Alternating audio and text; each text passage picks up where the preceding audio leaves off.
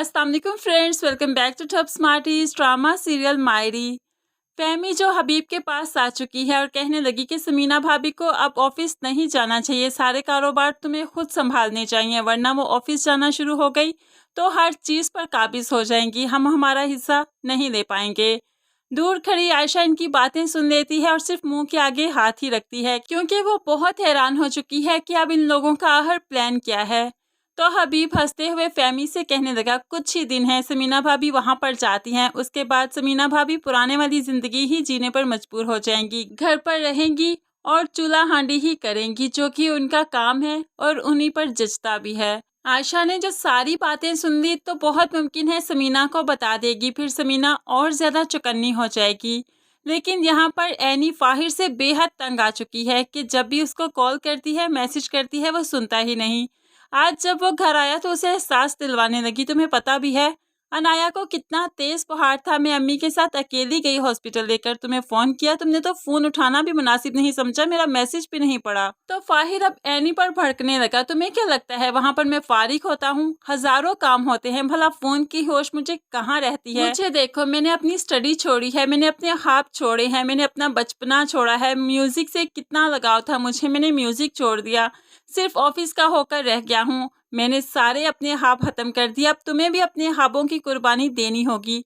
तुम भी अब कॉलेज छोड़ दो, पढ़ाई छोड़ दो और अनाया पर ही फोकस करो। डेली मुझे ये मत कहा करो कि अनाया को ये हो गया तो वो हो गया। एनी तो बस सर पकड़ कर ही रह जाती है कि फाहिर ने कहाँ की बात कहाँ से मिला दी, अब मेरी पढ़ाई पर ही इसे एतराज होने लगा है।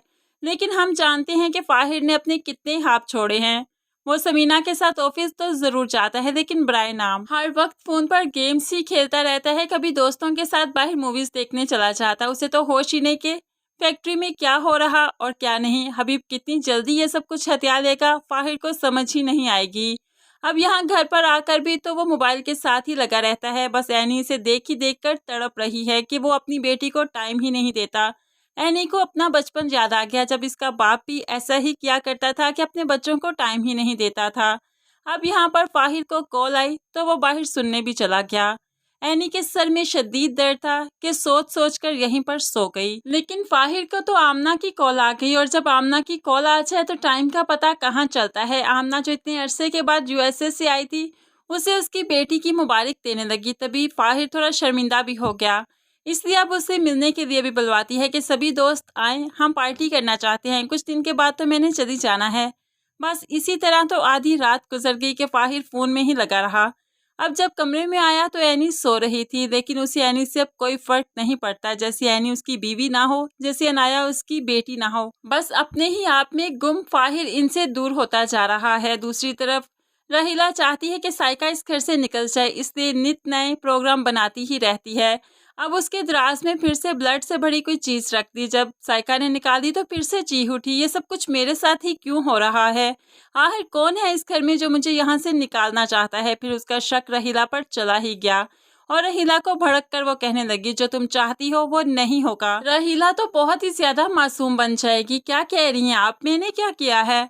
तो साइका को सब समझ आ चुकी है, इसलिए उस पर चीखने लगी, जो तुमने किया है तुम्हें भी पता है और मुझे भी, इसलिए तुम अपने दिमाग से ये निकाल दो, तुम्हारी इन ओछी हरकतों की वजह से मैं ये घर छोड़कर चली जाऊंगी। फ्रेंड, जहीर साहिब का ये घर तो मैदान जंग बन चुका है, जहाँ पर अब जहीर साहिब भी नहीं रहे और उनकी माँ भी नहीं रही, जो कि रोक टोक किया करते थे।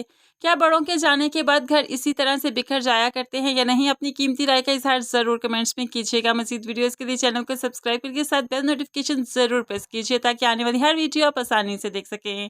अल्लाह हाफिज़।